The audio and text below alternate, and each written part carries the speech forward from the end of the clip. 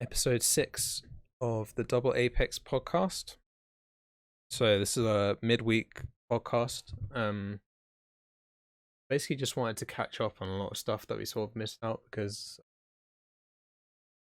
the last time there was a break, we weren't able to produce anything. So basically just catching up on some sort of news stories, and I'm going to bring in like a new segment this week. Yeah. You want to say anything? I'm good. Um. Anyway, I guess just going to the first story. Um. All I want to say is that I fully called this last week. Did you? Yeah. That's impressive. Basically, Pirelli basically said what I said last week was that there wasn't actually a problem with the tire compounds, or the tire rubber basically. And instead it was an issue of the teams overstretching the tires to their extent. Yeah. So they are going to bring the softer tires this weekend to 70th anniversary Grand Prix. So I'm guessing it's going to be a two-stop.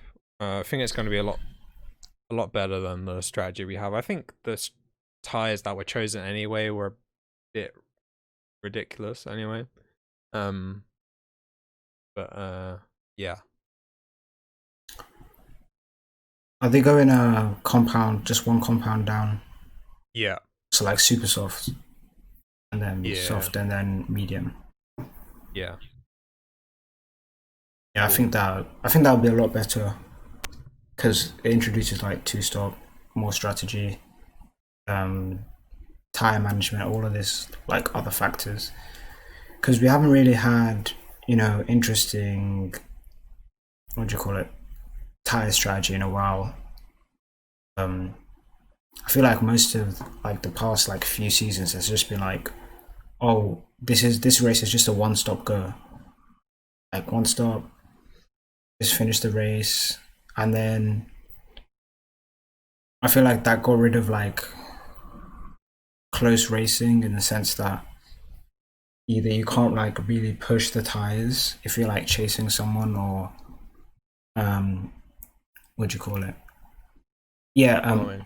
yeah, and following, and there's it also got rid of like when you have fresh tires you can just go like as fast as you can, and then like now you don't have fresh tires and your tires have like worn off, but like let's say you're like 2 seconds behind, you're not going to catch the guy in front of you. So I feel like it gives more options, like you can say. Yeah. Also, what came out this week is that so the teams basically voted at the end of last year, at the start of this year, to not introduce the new specification of compound that Pirelli wanted to introduce for this year. And Pirelli came out saying that the newer specification of tire would have fared better with the conditions um because every year Pirelli have to sort of update the tires based on what they predict based on how they predict the teams to make gains in downforce and straight line speed, drag. They have to sort of adjust the tires based on that. So they're using the same tires as last year, even though the cars seem to be going quite a bit faster this year. Basically due to natural progression. So that was something interesting, I guess. But as I said last week, tires are just one of those things in the sport that we can talk about for years and years and years and years, and it's never going to be good enough. There's always going to be a problem. So, I think I like high deg tires, but you know, I think the main problem with the Pirelli tires in ever since 2017 has been the heat sensitivity problem rather than the degradation problem. So when you're following another car, the window that the tires can operate in terms of temperature is a bit too narrow. So when you Hmm. get changes when you're following another car, it's too sensitive. Yeah, I get that. I think oh, I forgot what I was gonna say. Yeah, I feel like Pirelli. This what do you call it? When you, I think I'm caught up on the point where you said the cars are faster this year. It's like in my head, I was just like, oh, not Ferrari, but I just Yeah. I don't Or know, Haas. or Haas or Alpha. I feel like only a few teams have like truly improved, but that's like another topic. Yeah, I feel like Yeah. Pirelli do better. That's all I can say. Yeah. I don't Yeah, I know. feel like it's just like we're always going to criticize them no matter what we do, so I think we should just accept it really. Yeah, I remember at the beginning when Pirelli were like first introduced, everyone hated them. Yeah. I remember the old Bridgestones, like they had their deg would like go. It was like a race by race basis, if that makes sense, because Yeah. they only had two sets, so like the options and the hards, and then for example, Canada 2010, it was like a three-stop race or something ridiculous like that, Yeah. and that's the reason why they wanted high deg tires for this like decade that's Yeah. passed. So I don't know. I feel like artificially making tires higher degradation, but making them able to follow cars closely is the key. Yeah. Just making them long lasting. Yeah. Yeah. Yeah. I feel like this like tire deg now is like I feel like it's just in a boring place now, but I wouldn't really have an issue if you could follow closer. Yeah. So yeah, I feel like that's the key. Like, just being able to like be within 1 second of a car for like a few laps is not Yeah. like good enough.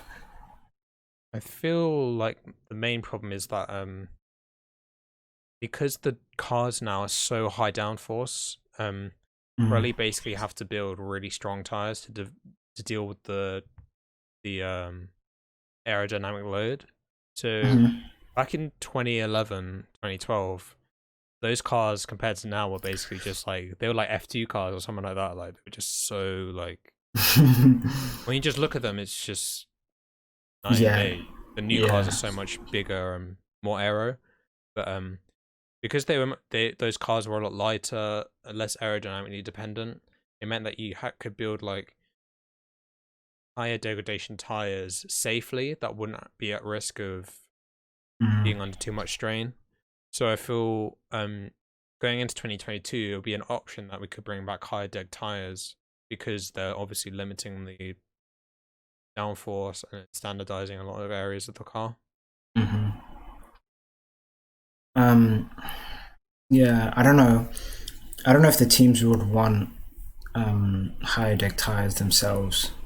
I feel like they'd Yeah, prefer lower deck tires, but I feel especially like Mercedes, I'd yeah, say. I feel like the FIA just have to like overrule it in a way. And just be Yeah, like, if you don't want it tough, I feel like that's the only way to like truly introduce it. yeah, Which is kind of annoying because like some teams will be like, oh, we're gonna leave. Like Ferrari always say they're gonna leave, and like yeah, Red Bull might threaten to leave, and then it's gonna be like a whole like fiasco. So yeah, I feel like they just have to find the right balance. You know, maybe just be like, oh, yeah. this is the new spec, and then just not tell them what it is. Yeah. I feel like that's definitely a wider issue in F1 that I don't feel like teams should actually have a vote on a lot of issues, to be honest. We saw that at the start of this year, Mercedes blocked the reverse grid format for the second race. So Styrian Grand Prix, 70th anniversary Grand Prix, they were supposed to have reverse grid qualifying races. Mercedes blocked it, and then it means that the entire sport is worse off. The way it should have worked was that it should have just been the rule. I feel like the FIA and Liberty Media need to be more dictators more dictative of how the sport should run. Mm. If Ferrari and Mercedes threaten to leave, I honestly think that it is better for the sport to just um, say that they should leave, because sport isn't here for Mercedes to do good. The sport is here to provide entertainment fundamentally. Yeah, I feel like Mercedes are more likely to leave than Ferrari. I feel like Ferrari are just not going to leave at all because they just have too much Uh, history and like yeah, too much things just like within just Formula One. Like you think of yeah, Formula One and you think of Ferrari. Like Ferrari's like the number one team in the sense of like history and like you know yeah, just a lot of things. And like I feel like they're a lot smarter than just to leave. But whereas Mercedes, I actually think you know if they leave, then they don't really care. yeah. I feel like Mercedes came in 2010, and I feel like maybe in another decade they might just want to leave. Like, it's not a Mm, it's not a major part of Mercedes' core business. yeah. Um, it's just sort of a project for Mercedes, sort of like how the original McLaren Mercedes was a project as well. Um, Mm. I think so yeah. yeah, I feel like only McLaren, Ferrari, and I'd say Williams need to like stay in F1 rather than yeah, because obviously the last few world championships have been won by Red Bull and Mercedes, but they haven't really got a history in the sport because Red Bull came in what 2006, 2007. I don't really yeah. remember. 2005. 2005, yeah, 2005. Yes, I was on the right lines, and Mercedes came in 2010, so they haven't really got vast history on what like Mercedes were in here like 50 years ago. So, Yeah, yeah, and so if a team threatens to leave, then just just ignore it. yeah. Just But anyway, on to the next story. There's been a whole bunch of drama about obviously Sergio Perez wasn't in the British Grand Prix because of a positive COVID test. Um, it's come out this week that the UK authorities are gonna, because I feel like there's been a change in the UK rules about quarantine length on the amount of days, but apparently he will be able to race this weekend if he gets a negative test. mm-hmm. Um, so yeah, but that's obviously bringing into question um who will be racing for the team, because it's gonna like vary based on time scale. So I was what I was gonna say. Um, yeah, I just thought that it would be interesting to see who would actually be in the car this weekend. Yeah, I'm not really sure. Obviously Hulkenberg wasn't able to um, race last weekend, which is unfortunate. I don't know if Racing Point might let him do the second race because of like track experience. Like I don't really like track experience, but like he's like tested the car on this particular track. Um, or if they would just be like, "Oh, Perez, you're just back in." Um, Yeah, it just depends like what they value in the sense that like, oh, we want Perez to be happy, or like, oh, we want um Kumberg to race because he's done the testing this weekend and last weekend, and it'll just be better for the team. yeah, So it just depends on what they value. yeah. I think that Perez is going to be in the car if he gets a negative test. Um, Mm-hmm. I really think that the Hulkenberg seat fill was just is basically salvaging for remains of anything that they could get. Like, it wasn't actually like So instead of just having one car, they'll have two cars, but it's Hulkenberg car, right? Um, so they're just trying to get anything that they can, while Checo's not in. So I think they're just gonna try and get Perez back in as soon as possible. Yeah, Um, that does yeah, make sense. but Um, so what were you gonna say? yeah, I said I can't really imagine them saying no to like Checo. Yeah, Feel yeah, like he's all clear and stuff. yeah, and I would say that all the experience he's had in the car before is More, better yeah, than more valuable. Yeah, I will more agree. valuable than Hulkenberg's one experience at that track. Mm. Um, yeah. So that kind of ever since Checo came down with the ever since this has happened, basically, it's brought up a load of questions about.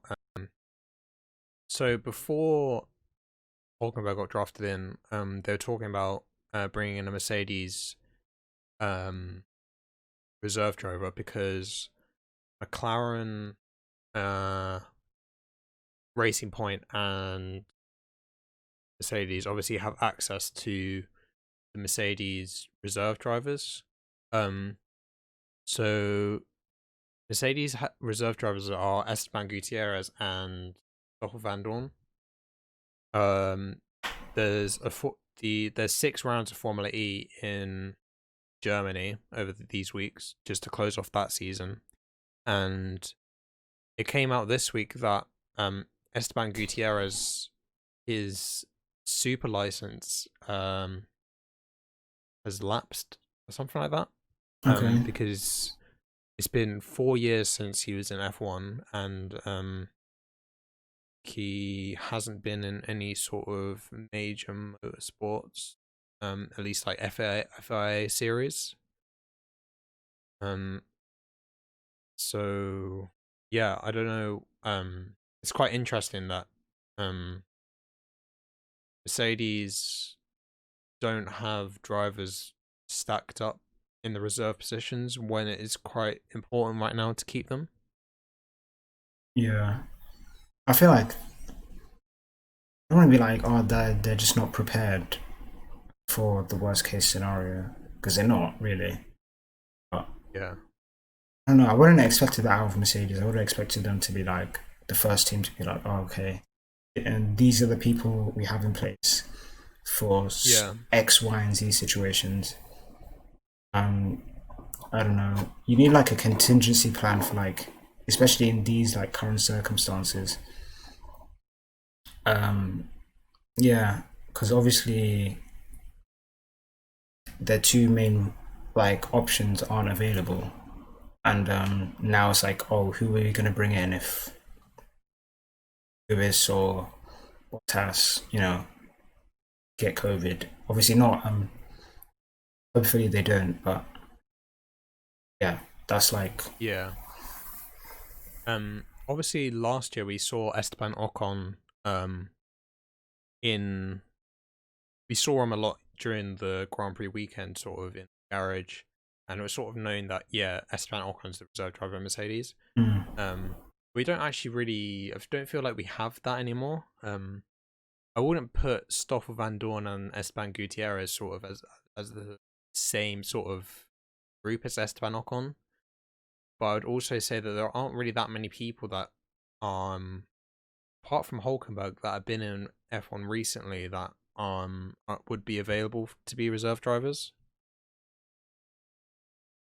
yeah, I can't really think of anyone offhand that was racing recently. Um, Obviously Stoffel Van Dorn would be a go-to, but he's obviously in Formula E. Um, I don't know. I can't really think of anyone. Maybe like a surprise appearance from like Felipe Massa or something. Yeah. Like, Well, I don't even know if he has a super license still. when did he retire? A few years ago. 2017, so I guess he still does. I Yeah, don't even think he was. I don't even know if he's fit enough to do it. yeah, But yeah. But this had a knock-on effect in McLaren because they've come out and said that Paul Di Resta is going to be their standby driver for Silverstone because Mercedes don't have any reserve drivers right now. So Mm. McLaren need to get their own like sort of standby driver. Um, yeah, I just thought it was quite interesting because obviously last time we saw Paul Di Resta in F1, he stood in at Williams. So it would be quite funny to see him come in for McLaren as well, just sort of this driver that keeps him coming back in reserve driver position. Yeah, that was actually quite shocking because I was like, this guy's a pundit now. He's basically retired. How old is Yeah, Paul Di Resta? Like 20 something. it's got to be in his 30s, right? He hasn't been in F1 since 2013 properly. It's crazy. Yeah, No, I wouldn't have thought Paul Di Resta would be like an option. Well, yeah, he is 34. Yeah, yeah. I was always thought of him. He was like a pundit for a bit. Like he's a pundit on Sky Sports now, and I wouldn't know if you told me, oh, Nate, if you asked me, oh, who do you think would be a reserve driver? Who do you think would be stepping in? I would even name him like top 10. Right. yeah, yeah, But like I'd just be yeah, naming like people that got kicked off the Red Bull program. So like yeah, Brendan Hartley. yeah. Oh, that's actually a good one, actually. Yeah. Yeah, I I haven't literally seen just his name thought being of, floating around. yeah, I don't know what he's doing at the moment, but yeah, Brendan Hartley should be like the Red Bull one, to be honest. Yeah. Because I remember Red Bull have options. You just know yeah, Red Bull have options on options on options. So maybe they should just yeah, lend the teams, some options. yeah. Uh, I remember Sebastian Buemi was in the paddock a couple times last year, or was it the year before? Like he's still floating around even around that's at Toro Rosso. I'm crazy. pretty sure he's a reserve driver for them as well. It's crazy. Yeah, Jaime Alguersuari. But he was like a yeah, Pirelli test driver, wasn't he, for a bit? yeah. Problem like with the Red Bull driver program is like if you get dropped from Red Bull, you're basically going to Formula E because like John Eric Verne is like the champion of Formula E, and Sebastian Buemi's been a Formula E champion as well. Um, so yeah, that's quite That's funny. crazy though. Like that's just a waste of talent. Yeah, Maybe Red Bull should just get a third team. Like half yeah, the grid should just be Red Bull drivers because their academy is actually ridiculously like talented. yeah, And it's yeah. just I've always said that John Eric Verne should have been in the Red Bull in 2015. what over He got robbed fully, 100%. I would what say over who? Kvyat. Mm. Yeah, I remember at the He time he was like he did perform like towards the end of the season he did perform like amazingly well, but I feel like they just chose Kvyat over him due to the fact that Kvyat is like was substantially younger. It's Yeah, like and he got snubbed for Vettel's seat as well when they were promoted Ricardo. So he got fully yeah, no, robbed he like he twice. should have got Vettel's seat. He Yeah, should have got Vettel's yeah, seat, but yeah, the Kvyat one was just like, but like the Ricardo one, I thought he was better than Ricardo at the time. Just me. yeah, Um, yeah, I don't know, but that just might be like my memory, like not being completely accurate on like points and stuff. But I remember him doing like some nutty overtakes. So yeah, yeah, yeah. The Red Bull driver program has been brutal in the past. yeah, like Brendan Hartley just disappeared off the face of the earth. Like I don't even know Yeah, where this guy is anymore. I Is think he, is he um alive? I think Brendan Hartley was basically a filler driver 2018 because they didn't have anyone in the ranks at the Red Bull driver program, and I don't think they wanted to bring Kvyat back after that whole thing happened With in Verstappen. 2017, like when he got dropped and back and dropped. Yeah. Um, I will say that Brendan Hartley has been in the Red Bull program like for a while. Like there's pictures of him with like him, Kavia, Sainz. Like there's a picture of them like a bunch of like I think Max is in there as well, and it's just yeah, like basically the Red Bull program. I'm surprised they didn't give him like a decent chance, but like maybe he's just not rated like that. So yeah, yeah. I don't know. But moving on to the next story, sort of going backtracking a bit to Mm. Hulkenberg. It says he's in talks with F1 teams after coming back last week. Um, I am not too sure about how valid this is. When he got when they brought in Ocon instead of Hulkenberg last year, Mm-hmm. I thought that he was a shoe-in at Haas personally. Um, I feel like would be a perfect driver for Haas. He's very experienced and has good technical knowledge as well. Um, I don't see any other teams I could realistically go to. Mm. Yeah, I agree with that. Obviously, I didn't think last year that he was going to go to Haas because I thought that they were going to give Magnussen and Grosjean the seats. I feel like Yeah, they're very loyal to those two drivers. But I will say that this year is the year that he goes to Haas. Like, yeah, if I had to bet money, I'm betting money on that because obviously Roman has, I don't know, in recent interviews has not been like enthusiastic about F1 and like the quarantine he's been spending time with his family and stuff, and he's just like, I don't know, I feel like he's at the stage of his life where he's not prioritizing F1 anymore. And yeah, he was like talking about the car with him and Magnussen. Magnussen was like, yeah, our car's really fast and stuff. And Brozan wasn't like too uh, convinced. yeah, Magnussen was just like, is this guy not like convinced the car's like decent? So I think this year's the year that he goes to like Haas.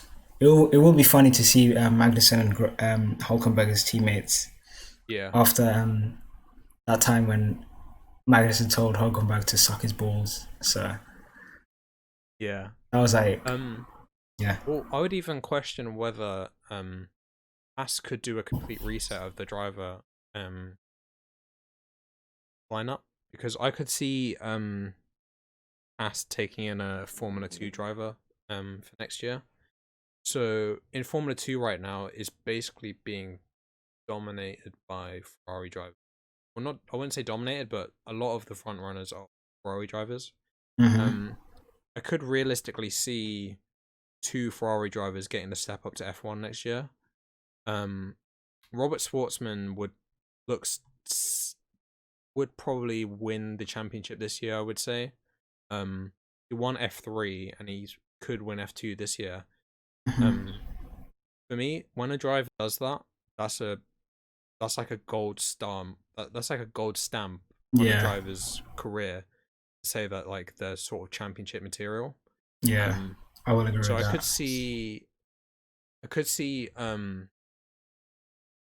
Robert Schwartzman going to Alfa Romeo, and I could see Mick Schumacher going to Haas next year. Mm. Ooh. That is quite interesting. What do you call it? Not proposal, but an interesting idea. Um, I'm sure that Alfa Romeo is like a Ferrari B team, if that makes sense. Yeah, Um, in the sense that they have Antonio Giovinazzi, who is a Ferrari Academy driver, and Kimi Raikkonen. They did a swap deal with Leclerc, and Leclerc was also a Ferrari Academy driver. So I would say, if Raikkonen retires this year, they're definitely going to put in a young F2 Ferrari driver. But yeah, I don't know. I feel like Haas is more like if Alfa Romeo was like, if I had to compare them to a team, I'd have to compare them to what do you call it? I have to compare them to Toro Rosso in the sense like who they put in their cars and stuff. Haas, I'd compare them more to like Racing Point because I feel like yeah, they want to be more independent from Ferrari while still yeah. relying on them. So I don't feel like they have like any obligation to do that. But if they were offered a young talent, I feel like they would take them. Yeah. Oh, especially I feel like they would take him possibly over Hulkenberg, just due to the fact that Hulkenberg is like he's not got like many seasons left. I'd say like 3 or 4 seasons like left maximum. Yeah. I like his timeline, but starting off like a driver starting off their career now, I don't think they'd get like promoted to Ferrari anytime soon, especially due to the fact that Sainz and Leclerc are in the team and they're both quite young. Obviously, Leclerc is established in that team, and I don't see him going anywhere for like the next 7 years, unless like something happens, like and if something ridiculous happens. And I don't see Carlos Sainz going just due to the fact that he's a very consistent driver and he's highly rated across the grid. Obviously, I feel like if he underperforms, then maybe they'll be more cutthroat with him because he's not like one of their own, if that makes sense. Yeah. So I feel like yeah, Hulkenberg is not like guaranteed, but I would say like, oh, this is the year that he goes to Haas, you know. Yeah. I'm not sure because looking at next year, they're not gonna. There's obviously major stabilities in the regulations, so I feel like they could sort of take next year as a throwaway year, put 2 new drivers in, Hulkenberg and Ferrari driver, say, okay, we're going to Mm. prepare this year for 2022. And I feel like Alfa Romeo is also somewhere I could also see Magnussen, Schumacher at Haas, and I could see Hulkenberg and Schwartzman at Alfa Romeo. That is also very possible Mm. because I could see them dropping out Giovinazzi and Raikkonen retiring. I think Hulkenberg would be a good replacement for Raikkonen, and someone like Robert Schwartzman will probably show more promise overall than Antonio Giovinazzi. Yeah, I feel like with those like younger teams, especially like the Ferrari teams, the way that they're set up, I feel like you do need some and just one experienced driver, and like and then you can put a rookie next to them. Would be Yeah, more would be a better dynamic than, for example, Toro Rosso, where it's just 2 young drivers that they just yeah, throw in. Because I don't feel like that they're set up in a way to make that successful. Um, I will say I don't see Magnussen leaving, um, just due to the fact that I feel like Haas do rate him highly, and I feel like they respect him as a yeah, driver, and I feel like they know he has more to give. Like, yeah. I feel like they want Magnussen more than Grosjean by now yeah, because 100%. Grosjean has just shown so many on track sort of. Seems like I never see any good racing with Grosjean with other drivers. It always seems to be problems. Also a lot of complaining on the radio and stuff like that. So I I've said this every year since 2018, but I really can't see it being like the third year in a row that Grosjean gets kept. Yeah. Thing is about Grosjean, he did. How do I say this? He was very promising at the start of his career, and I feel like he just tapered off. Yeah, When he was coming into F1, he did say obviously he had the same credentials as Lewis Hamilton, and their careers just went opposite directions. He was like yeah, he was a Renault reserve driver, no Renault like academy driver, and Renault just left F1. That did kind of leave him nowhere. But when he was on Lotus, he yeah, was getting podiums. I don't say consistently, but every other race he'd get like a podium. But yeah, he was like the obvious number two, and he wasn't really giving Raikkonen any trouble. So like, I feel like yeah, when you're in a car as like a young driver and you're with like someone that's a former world champion or someone that's really experienced and you don't really give them a fight, um, you're already like set your like place in the midfield, if that makes sense. Yeah.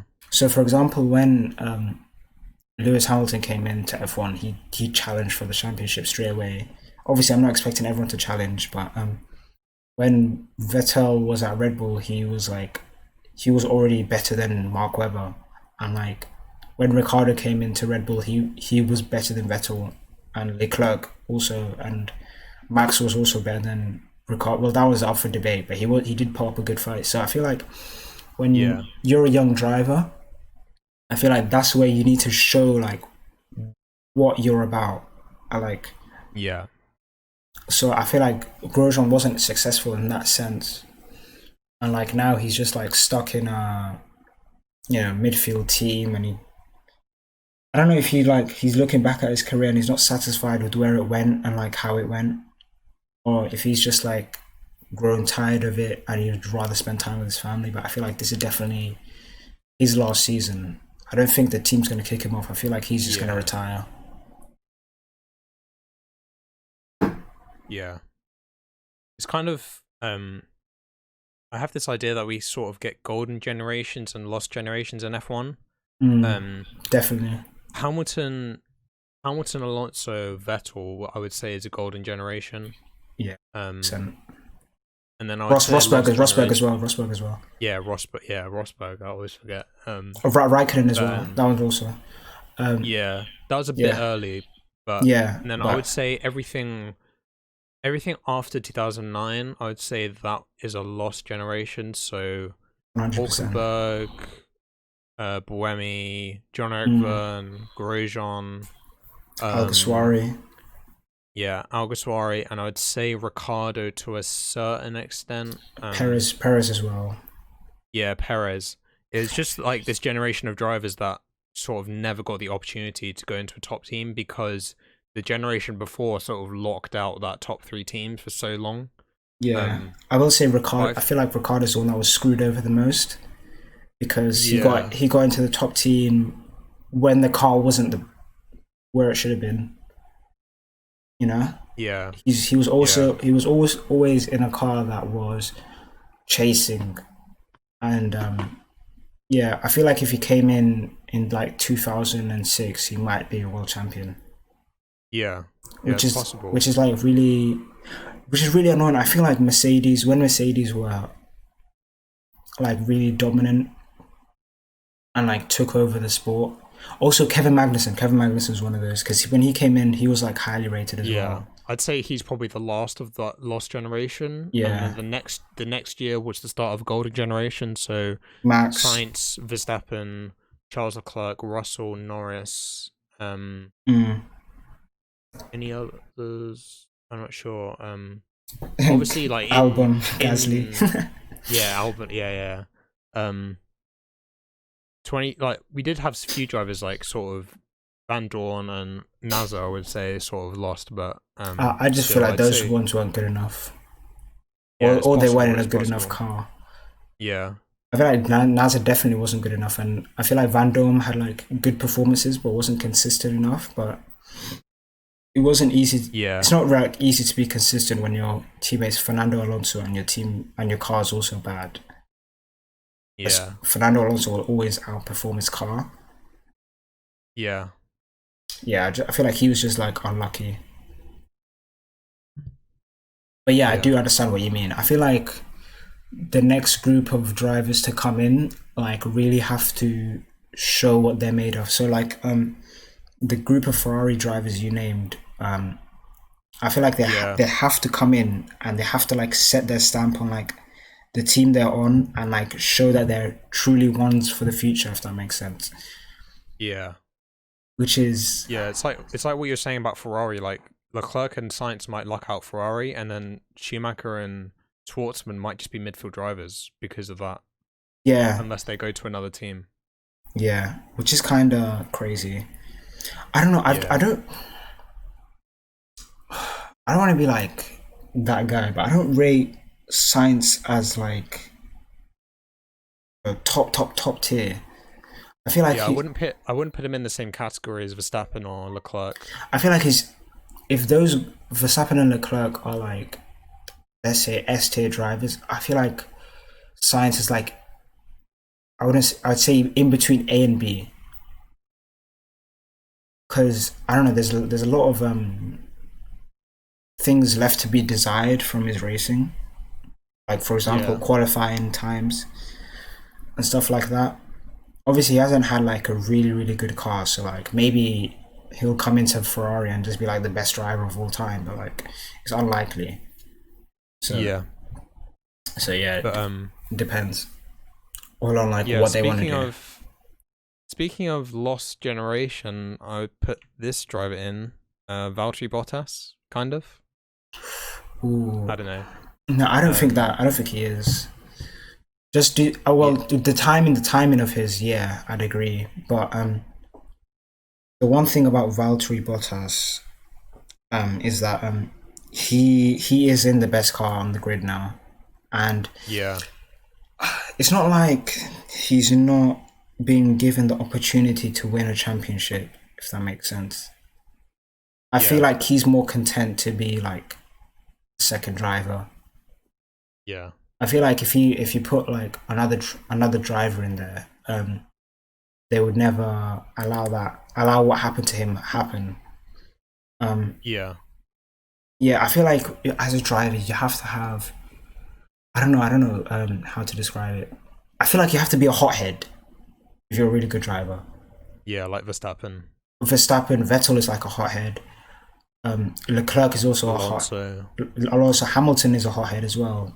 Not now because he's winning everything, but back when Yeah, he was at McLaren, he was like a hothead. It's like when you see drivers like Button win the championship, it's kind of surprising because like they're really calm and stuff, and they don't get into trouble at yeah, all. I feel like Button is like, I don't know. I don't want to be like, oh, he was overrated or anything, because I don't think he was. yeah. But I feel like But he got kind of lucky how yeah. he was in.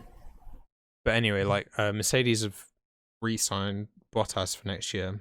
Um, Yeah, so that's kind of like died down a lot of the rumors that we had before about sort of Vettel to what's going Mercedes. on with, yeah, Vettel and Russell, I would say. I don't know if there was actually any realistic option apart from. I mean, we obviously talked a lot about like, oh, is Vettel going to Mercedes? The ultimate like dream driver lineup would be Hamilton and Vettel, but I feel like that would be actually. I don't know. I'd say it'd be the greatest driver lineup of all time. Only one that's yeah, close to it is Alan Prost and Senna. But yeah, and both of those drivers, if you look at them, it is kind of like a mirror matchup. If you kind of yeah, get they're it. quite different. No, but I would like say they're quite, you say they're quite different. well, I would say that they're different in sort of obviously I would say that they're different in driving styles, and I would say Yeah, that they're different in Vettel just doesn't really seem to suit the bigger cars, whereas Hamilton didn't really seem to suit the lighter cars, just yeah, that kind of stuff. He- Um, yeah. Where I was but going yeah, with they are similar in sort of ways that if you look at different parts of their career, that like Vettel when he was dominating was very similar to how Hamilton was dominating now. And yeah, they're also both very good at qualifying as well. So yeah, I can see they are overall very similar. yeah. I don't know. The thing is about when Vettel's obviously Hamilton does have a better record in qualifying, but I don't know. With Vettel's qualifying, it seemed like he was invincible, Yeah, which is kind of weird. You'd never see Mark Webber like out qualify him ever. But like that yeah, might just be because Mark Webber is not a particularly good qualifier. yeah, Yeah, I was gonna say that Alan Prost, Alan Prost and Senna comparison. Like I feel like that dynamic would be very similar as well. yeah, Not like if you look at like personalities in a sense, like Senna and Vettel recently, they do like they are kind of similar in the sense that like they'll just say what's on their mind and stuff. Yeah. Um, Um, yeah, but I think like the thing that would be so interesting if we did have that mm, lineup would be that it would be the final decider to say, who's better? um, like who's better. Yeah, because if you're in the same car and have like sort of the similar engineers and setups and stuff like that, There's no, you can't make yeah, an excuse like, oh, Ferrari, blah blah blah. So, but yeah. Anyway, I think a lot of people have been talking about Russell going to Mercedes. mm, Can Is there a risk for Russell of getting caught out by the Mercedes driver program, like other drivers like Verline and potentially like Ocon did before, of sort of getting traps in the logjam that is Mercedes, because they have such a stable team right now and yeah. driver lineup seems to work quite well. The thing that I will say about Mercedes' driver lineup, um, obviously Hamilton is like, I'm not gonna be like, oh, he's coming to the end of his career. He's like 30s. I don't know where, but he's 30 something. Yeah. Um, obviously, I don't think he sees himself leaving anytime soon. Yeah. I think Um, 2022 will decide it. mm, I feel like if he breaks the record, I feel like that's him done. But maybe Yeah. maybe he wants to like carry on and be like, oh, I want to win 10 championships or something ridiculous like that. Yeah. But yeah, I can't really like bet on it because like I don't know, Lewis is like kind of elusive for someone that's really in the media and stuff. Like you don't really know what he's Yeah. thinking and stuff. Yeah. We don't really get a like. I've never properly got a glimpse into Lewis Hamilton's life or like the way that he works. Yeah, Like yeah, he's sort of his own sort of enigma in the paddock. He stays very much to himself. He's not really part of a lot of yeah, driver sort of, like you never saw him like on Twitch or something like that. Like we would never see Lewis Hamilton doing anything like that. yeah. I feel like no, but I feel like that's just due to his age. Because Maybe, yeah. I feel like that was just Russell, Leclerc, and Norris are like the main ones. Yeah. I will say Vettel is similar in that sense because he doesn't have social media at all. But I feel like Vettel, like Yeah. you know what he wants to do. Like Yeah. he did an interview saying, "Oh, I don't want to retire. I'm not done. I want to carry Yeah. on racing. All of this stuff." So yeah, but I feel like if Lewis is going to be done in like a few seasons anyway. If we're going to be 100% like honest. Yeah, I'd say maximum 5 years, absolute maximum. Yeah, so I feel like Russell does have time. Um, it is unfortunate in the sense that how the big teams are set up now, and like you need there's only like 6 seats available. Um, Yeah. obviously they keep giving Valtteri these 1 year extensions rather than just give him like a 3 year deal. So there's always like hope for that. If like Valtteri does like fall off eventually, I feel like they'll like toss him aside because I do see Yeah. that I see the Ocon and um, Russell lineup happening at some point. Yeah. Um, definitely when Lewis is out, I feel like they're prioritizing Russell at the moment.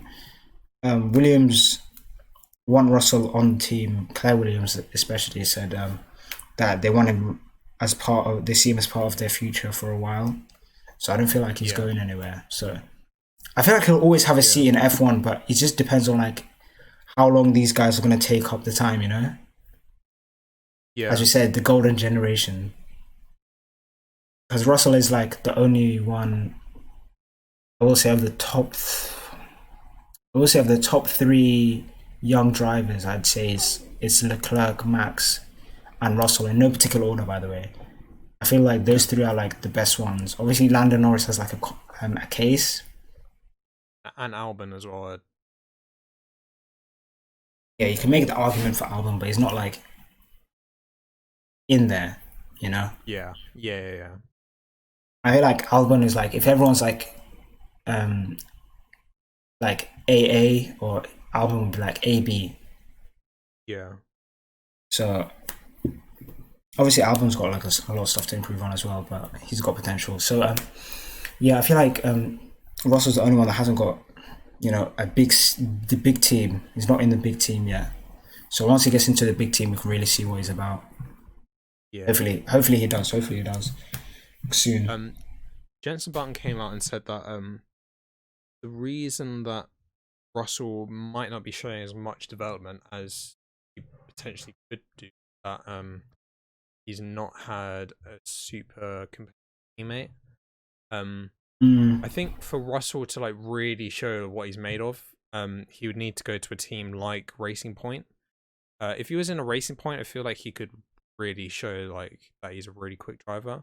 But obviously one of their seats is taken up for the reason that we know. So basically lost out on that. So I don't know. Yeah, I Mercedes, can't yeah, see him going straight from Williams to Mercedes. Even though Bottas did it, that was a very different Mercedes in that year. it No, was that was a very different Williams in that year. I mean, yeah. I feel like Mercedes missed an opportunity, as you always like to remind me, when they could have bought Manor. yep, yeah, yeah, I feel like all these top teams now have like a B team. Um, so, for example, obviously the top three teams are Mercedes, Ferrari, and Red Bull.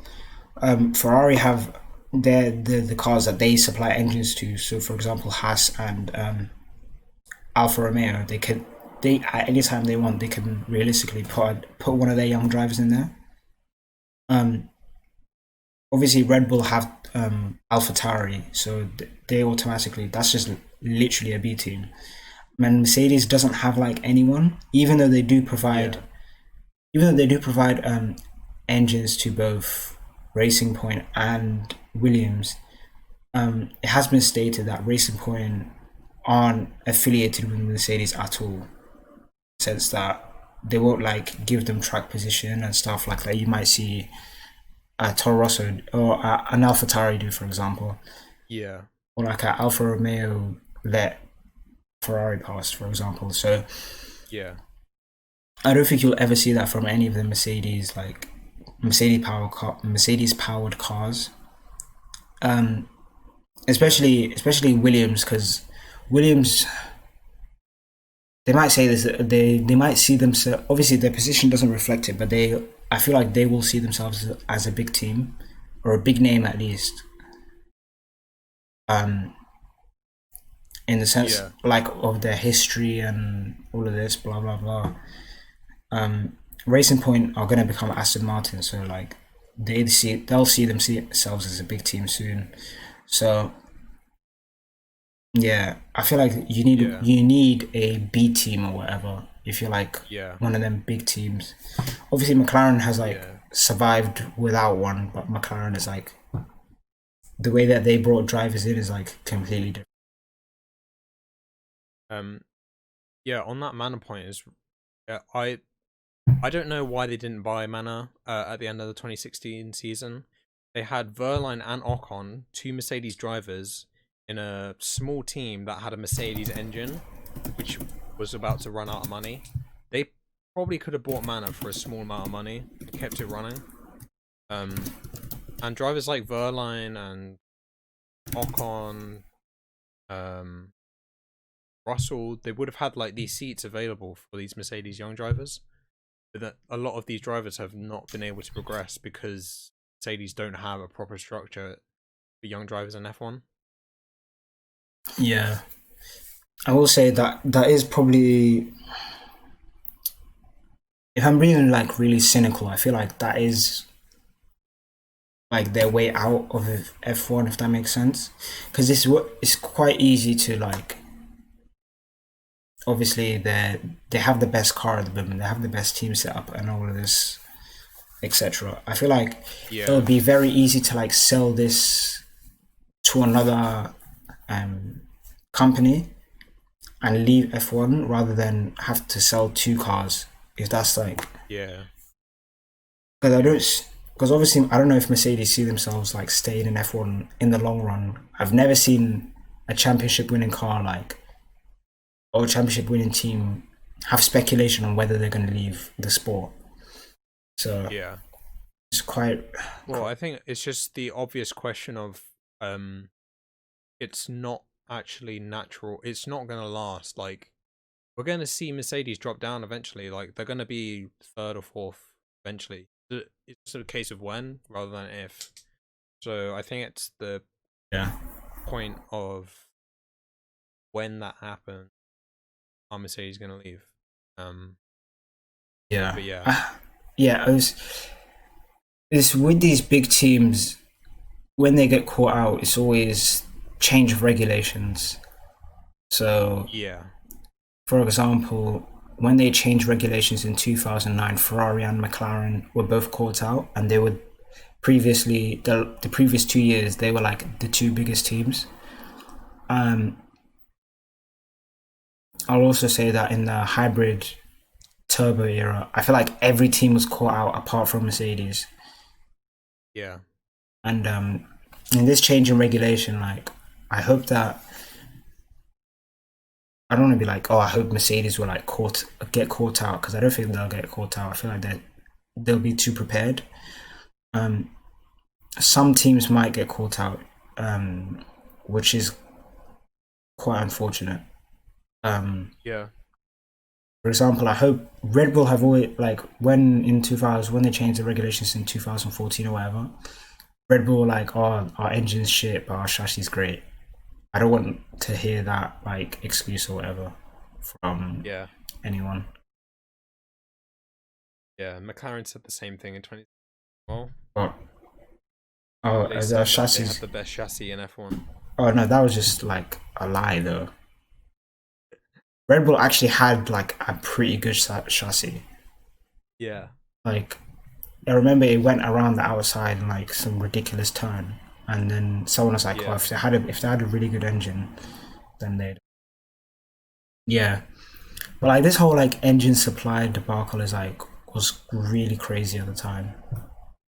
It's yeah, like just like oh Red Bull they want Mercedes engines and Mercedes was just like no, why would we give? But yeah, I feel like I don't want to be like oh they need more engine supplies or anything like that. I feel like we're in a good position with engine supplies and where big teams are heading. yeah, Obviously, I would love Renault to like catch up. If Renault caught up, it'd be like there'd be like a big four in the sense that all works teams like are really really good. That'd be really interesting. And then yeah, and then they could do like what do you call it? They could do obviously Aston Martin are gonna come in. I feel like Aston Martin are gonna be really good as well. And McLaren are also going to be really good, and they'll both have Mercedes engines. So if all these like cars are good, we could potentially have like six like competitors, yeah, which is like the um, dream. That is the dream. yeah, yeah. But anyway, the big news that we did miss was we got some new tracks coming to F1. Mm-hmm. Um, we talked about the Americas before, Mm-hmm. but those have been a complete championship. Mm-hmm. So it's looking like it's just going to be Europe and Asia this year, which is fine, I guess. But Nürburgring, Imola, and the Portugal track got added to F1. Yeah, Have you had a look at these tracks? What do you think? Well, obviously Portugal is the only new track, and Mugello as well. yeah. But what do you think of the news, I guess? I'm really looking forward to it. Obviously, I'm skeptical about some of these races, some of these tracks. I mean, for example, Mugello. It doesn't look like a high overtaking track, you know. But Yeah, I'd like to see these new F1 cars going around these tracks like at full speed, like comparing to yeah, past cars and stuff, past tracks and stuff. You know, especially Imola, like to see the difference. But yeah, I feel like it'll be really good for the sport in the sense that if a track is really good, they could just add it permanently into the calendar. You know. Um. So yeah. So if like a track's really exciting, they'll just add it in. I feel like that'll definitely happen if one of these races are really exciting. I feel like they'll definitely add it in. Um, Yeah. I'm quite um, interested to see Nürburgring actually. That's one that I'm quite excited to see because we haven't seen that track since 2013, yeah, and I think the nature of that track, so coming out of sector 1, going down the left right through the hairpin and up the Schumacher S, that's going to mm, be like insane. Like the speeds that they're going to get through those corners is going to be unreal. I think yeah, most of that track is going to be completely flat out. yeah. So yeah. I'm not sure how it will be for overtaking, but just seeing the cars going around that track is going to be really good. I feel like it'll be decent for overtaking. I feel like you'll see overtaking like occasionally. I don't feel like Yeah, it's gonna be like an overtake fest. Like actually, I can't even name a track that's an overtake fest, but you know what I mean. Um, yeah, the Nurburgring definitely has had some exciting races. For example, 2011, I want to say that race was quite exciting. So yeah, I'm looking forward to it. yeah. Um, One thing that I would, well, actually, we'll go into some of the other topics. So Nurburgring, because they're coming back this year, Mm, um, they were talking about bringing back the alternating German Grand Prix deal that they had running up to 2013. Um, yeah, I don't know if they are going to be able to bring it back because of the cost of running of F1. Um, but I think it would be. I don't know. I think Hockenheim is a better race for the German Grand Prix than yeah, Nurburgring. I'm with you there. Yeah. Um, but like, sort of one question that it brings up for me is, I think in the future F1 should move towards having more wildcard races. The European Grand Prix should be an F1, and I feel like there should be an equivalent for America and for like Asia. Um, Hmm. just sort of bringing back these tracks that every so often that we can like just go back to for a year, get to see it, and then Hmm. next year we go to a different track. I Yeah, feel like it would be quite interesting for the sport. yeah. I feel like I don't really know what options they have in America, but I feel like they'll have great options in Asia. So if we're just going off tracks that aren't included in the current calendar, we have Malaysia as an obvious candidate.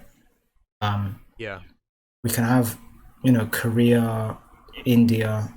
I don't know if you like those tracks or whatever, but I feel like those tracks are yeah. all right. But Could even include Istanbul to a certain extent. I feel like Istanbul's Europe. Even yeah.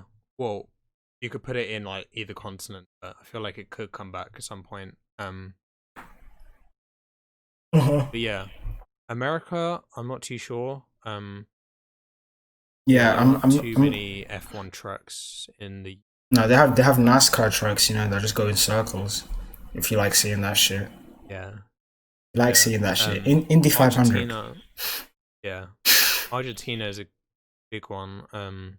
But Argentina has a track which they could bring in, but yeah, I'm not too sure.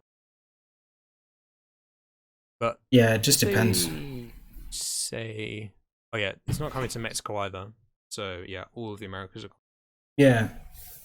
Um, yeah. Anyway, on the topic of the tracks, Imola are going to do a 2-day weekend, so it's just going to be basically FP3 Hmm. qualifying race. Um, I think this is a recipe for a really interesting race weekend. A track that only one driver has been Kimi Raikkonen. Ooh. Um, that a lot of the teams don't know. Yeah. Yeah. Limited practice. Um, that is all like a mixture for like a really close field. Yeah, that is quite Yeah, insane. I will say that we do obviously in the last race we've seen the difference that a lack of practice can sh- show in times. For example, the difference between Vettel and Leclerc. So Leclerc finished third and Vettel finished 10th. Yeah, Mainly due to the fact I would say that not because Leclerc's like substantially faster. Say it was due to the fact that Vettel had didn't get out in FP1. I don't think had a poor FP2 and didn't have a particularly good FP3 and had to run Leclerc's setup, which he yeah, didn't find comfortable, and he had like pedal issues and all of this. So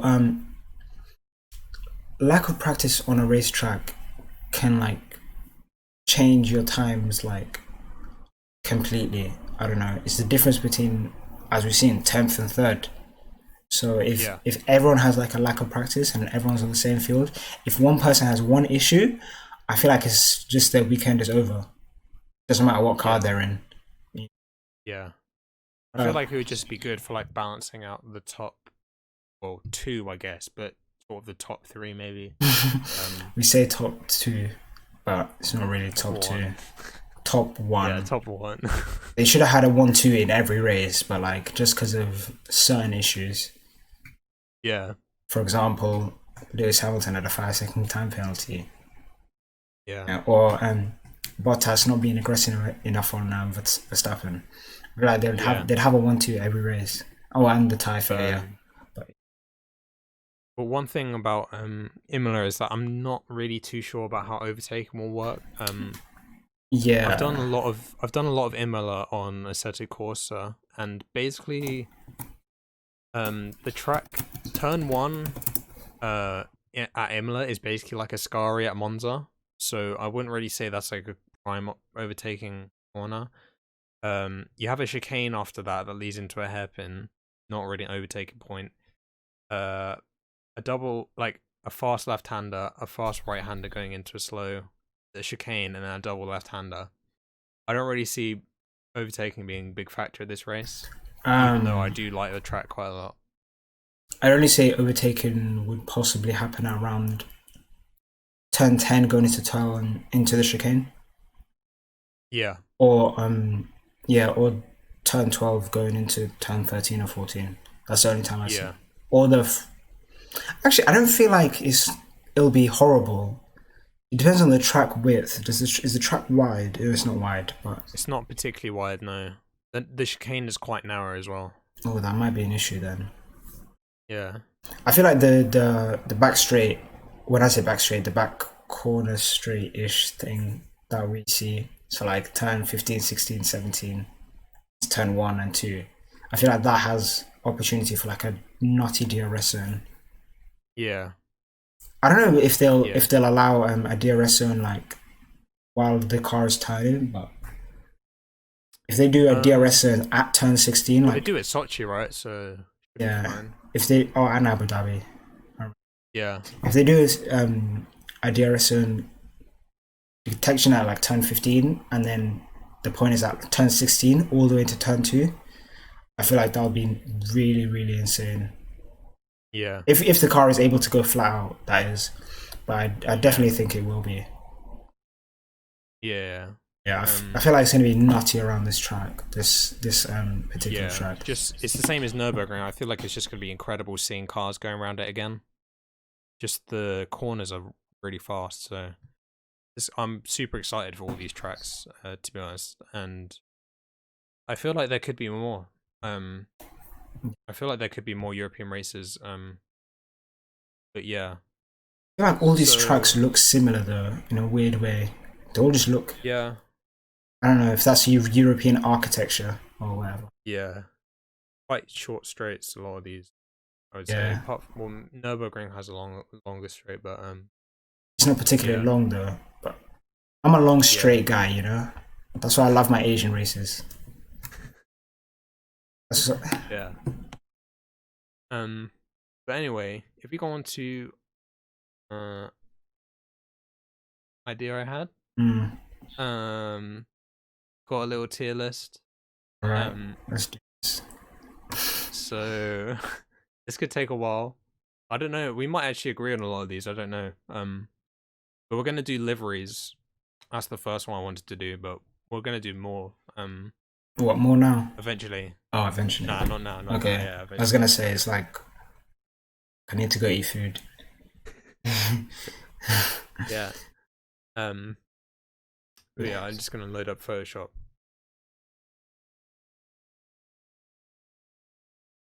Okay, here we are. Yeah. Okay, here we go. So yeah. The first car we'll do is the. Actually, no, we'll do the Ferrari first. All right. I'm gonna put this in meta. I put it in good, but Yeah. yeah, I don't know. I say I put it in good for like a benchmark. Yeah, I don't know. 'Cause- I preferred other Ferrari liveries before. okay. 2018 Ferrari livery is probably the best Ferrari livery. Because it had the, you know how Mercedes Halo is now, where it's sort of integrated into the car. Ferrari did that first in 2018, and then they reverted to a carbon fiber Halo. So I don't really like the offset Halo colors. But yeah, I would put it in meh, to be honest. All right. I'm not gonna fight you on it. Okay. I'll put it in meh. I'll give you. It'll balance out. I'll give you some. Okay, just We'll put do that one in go. Go All now. right, sure, yeah. I think it's GOAT as well. To be honest, I think it's one of the best liveries that has ever been in F1. All right. Just seeing like a black car in F1 is just so cool. Yeah, black cars. I like the old Lotus. The old Lotus is like one of my favorite liveries. Yeah, and the lines as well. The turquoise lines match perfectly with the black as well. So yeah, that's pretty easy. Renault. I'm kind of deciding between good and meh, but I'll take your. What are you going to say on that? I don't. The thing is with the Renault one, I don't think it's better than the Ferrari one. Yeah. That's Yeah. that. So it's either gonna have to go in meh or HRT, but I don't think it's HRT. All right. So it's This is why I wanted Ferrari in good, because it can't be, because I don't feel like it's in the same tier. I don't think Renault's HRT. Sure, okay, we can adjust it because Alright. I feel like there's a lot of good ones that are better than. All right, yeah, we'll put it in Alright, good. Yeah, alright. No, we'll adjust it at the end, by the way. So it's all cool. yeah. Force India. Personally, I would put it in GOAT. What are you saying? HRT. HRT. I hate that. Really? I hate it so much. I hate it so much. Damn. Damn. Oh, I hate that livery so much. I really like. I think it's the best like pink livery we've had since 2017. Bro, I love how it's just like I feel like color. The 2017 one is definitely better. No, because I like the big like livery, like the big sponsor on the side. I think it looks. Yeah, I don't like that big sponsor on the side. The BW. Wait, is it BWT or BMT? I don't know. Yeah, BW. Yeah. Yeah, I don't like that BT on the side. Really? Wow. Yeah, I feel like we just have to put this one to the side. Just put it to the side. And then no, we're gonna have to put it in GOAT. Right. In good. In good. Because it's yeah. All right, just balances out. All right. Mercedes original 2020. I would put it in amazing. Yeah, I can agree with that. Sure. I would put it in. No. I would put it in good, but I feel like good is gonna get too congested soon. Yeah. Red Bull. I love the Red Bull livery. I've always loved it. I think it's at least amazing. Yeah, I think it's like a modern classic. Like in 20 years, we're gonna look back at Red Bull livery and be like, "Wow, that was so." I like how it's like not shiny like any of the other cars. I feel like it's a nice matte finish. Yeah, in 2016 they brought that matte livery in. Yeah. I feel like I kind of hated it at the time, but I've really grown to like it, seeing it on track. Yeah. With the Red Bull livery, I didn't like it at first. Like when I say at first, I mean the old liveries where it was like shiny, like purple or black or whatever that color is. Yeah. But now I really like it, so you can either put it in go to or amazing. It's up to you. I'll put it in amazing. All right. Um, I'm gonna do this one first, actually. The original Williams livery. I'm gonna say HRT. Put it in This HRT. livery. Put it in HRT. I, I die. okay, okay. No, why is it red, white, and blue looking like Colgate and the American flag had a love child? Like, it's so disgusting. It's like, oh yeah, we have to put red, white, and blue because we're a British team and those are our colours. Like, just shut up, man. Yeah, I don't know. The way that the side pod looks so blocky, and the way that the contrast is with the halo, it just looks so bad. This looks like it was made in Microsoft Paint, if I'm gonna be honest. But Yeah, it looks like every other team used like it's, like, Adobe filled in. Photoshop. Every other team used Adobe Photoshop when they use HLT. Nah, bro, they use like the coloring in book. Yeah, yeah, and they didn't follow the guidelines either. They just you know when you don't follow the guidelines and you just scribble all over the thing. But Yeah. So Haas. I would put this in like meh or high HRT. It's not that I think it's bad. It's just that I think it's really boring compared to we had it in 2016 and 2018. This almost identical livery. I get that. I don't know. They basically model this livery on like CNC machines, so it's kind of like boring. I don't know. I don't know. I don't feel like it should be in HLT. Yeah. Because in my mind, I have my two HRT teams. Like obviously, one of them's in good, but yeah, it's not. I don't feel like it's as bad. I don't know. So certain things set me off. But like, it's not like bad on the eye. It just looks meh. You know. Yeah. Like it literally looks meh. So. Yeah.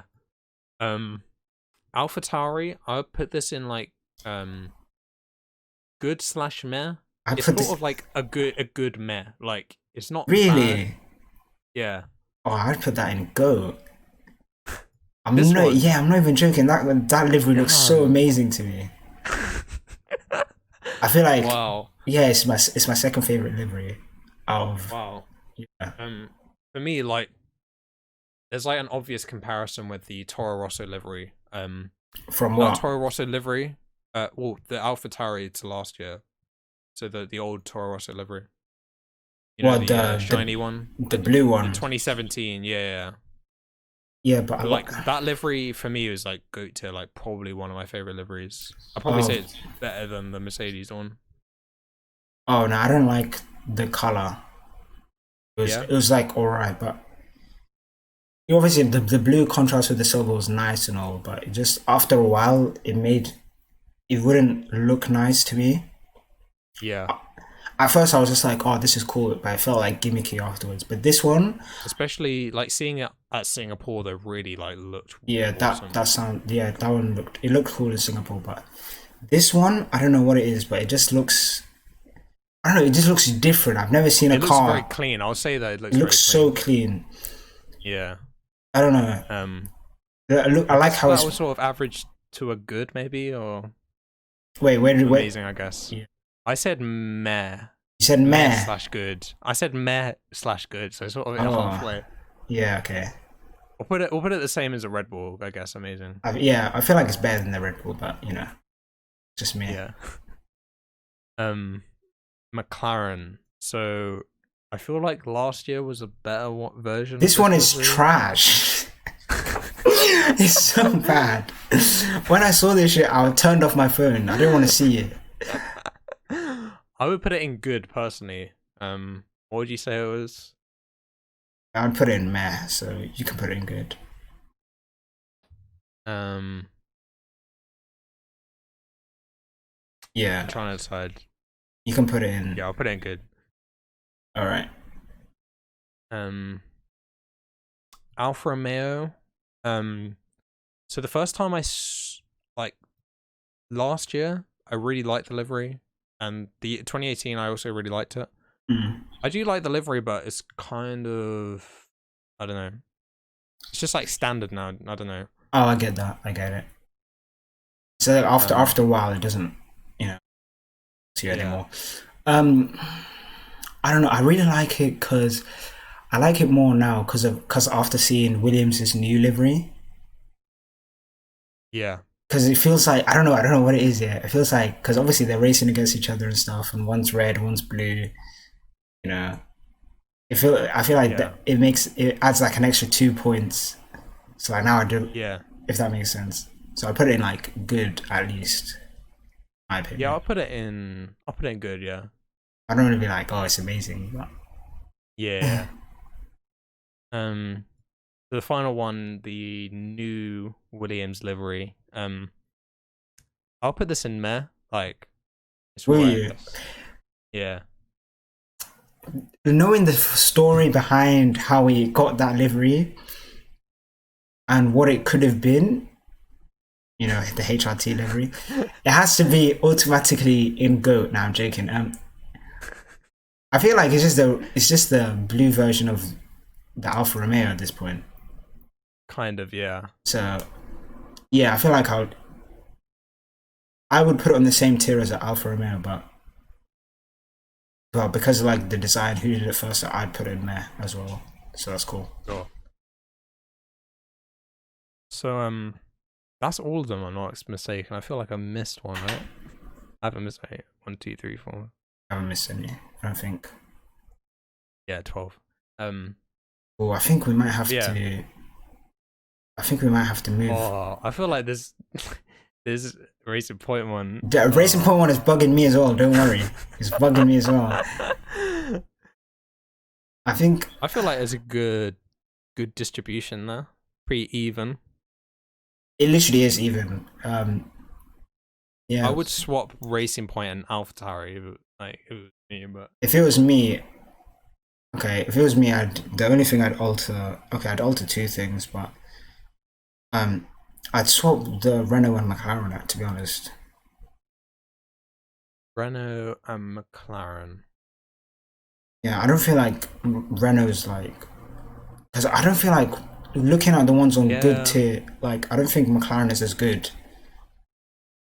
And looking at the ones below it, I don't think McLaren is as better than Haas yeah, and Williams. New Williams, yeah. rather. It's just like I like the orange a lot for McLaren. That's like the only thing that's holding me back. But I can kind of see like how like the blocky nature of it is No, not I don't like like the the front, best. the black bit on the front. Oh yeah, okay, yeah. When I You saw just that got me, shit, yeah. that shit, saw that shit bugged me. That shit was bugging me too much. Yeah, the black bit, yeah, I don't like that. No. Um, No, yeah, I feel like that's a pretty balanced yeah, the only, tier overall. yeah, we compromised on a few. Actually, not on a few. I feel like we only compromised on two. Um, wait, oh, the Ferrari and Nah, Racing Point. nah. The Racing Point and the AlphaTauri. I feel like those are Oh the only two we yeah, compromised on. yeah. But yeah, that seems fair enough. So yeah, first tier list. Yeah, I feel like we should have made separate tier lists and then showed each other our Oh thing. That would have been even funnier. yeah, Because you would have seen the Alpha, you would have seen the Racing Point at HRT, and I would have seen it at Good, and that would have been too ridiculous. yeah, yeah. But anyway, that was cool. Yeah, that was quite fun. Um, I guess just like the final thing would be Silverstone 2. Mm. Oh, Any predictions. I feel like this time is going to be a Mercedes 100%. Yeah. Hamilton Bottas, because Hamilton is like king of Silverstone. I feel like that track is literally made for his driving style. Or not. Yeah. Just the way he drives it, like the precision and everything is ridiculous. Oh, we should actually make an episode on that, like driving style. What track would a driver be based on their driving style, if that makes sense? Yeah. I feel like that'd be Yeah, interesting. that'll be interesting. Yeah, I feel like Bottas isn't really going to challenge at this race. I don't feel like it's his type of race or track even. What did I also say? Yeah, I feel like Verstappen's going to be third. Fastest lap, I believe. I believe It's got it's to be Hamilton, yeah. So it's surely. going to be Hamilton. It's going to be Hamilton.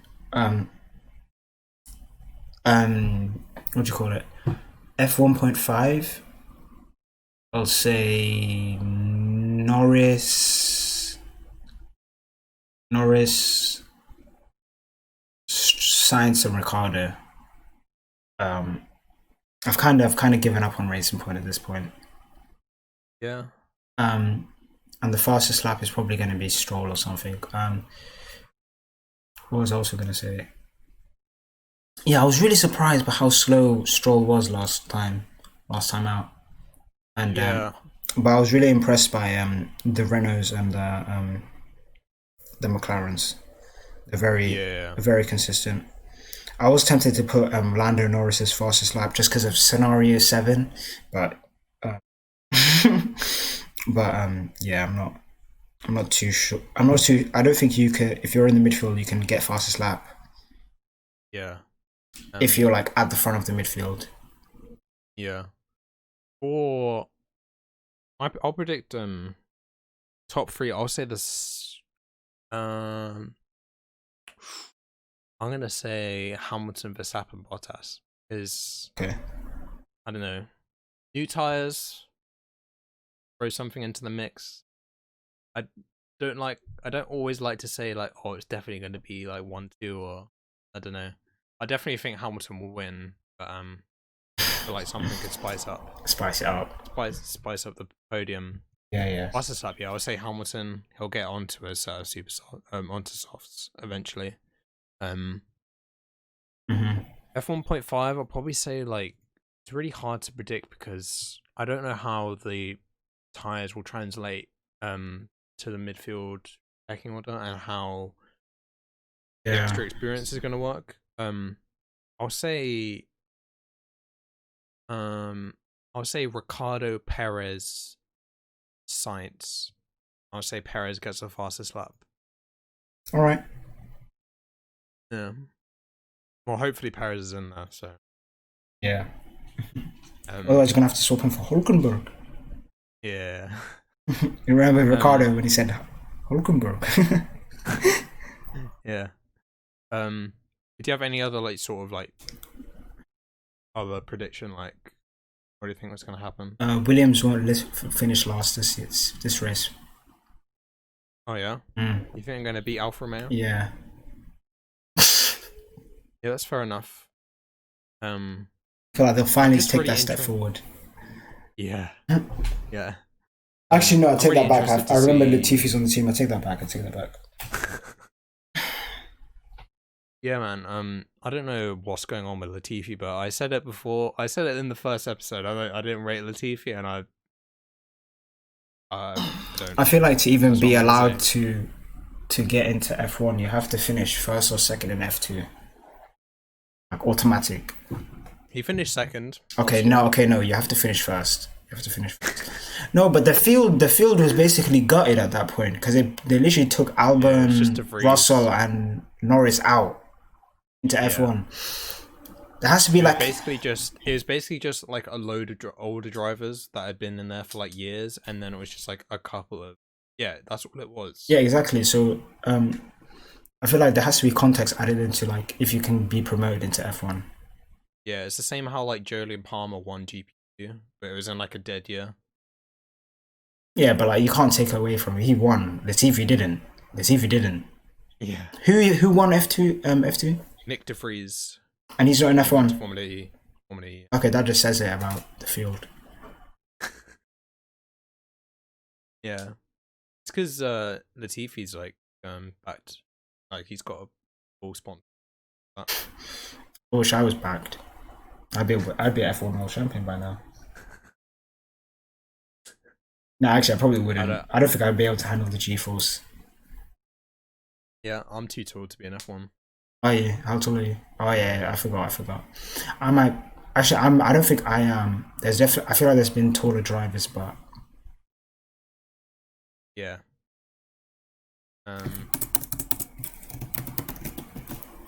Yeah, I feel like just any other like sort of like how do you think the softer tires are going to work, and how do you think like having another I don't know. I'm just super interested in having another race at Silverstone. Added variable having soft tires, just seeing how it will shake up. Sorry, can you say that again? I zoned out. Just sort of how I think being at the same track but having softer tires a week later will affect it.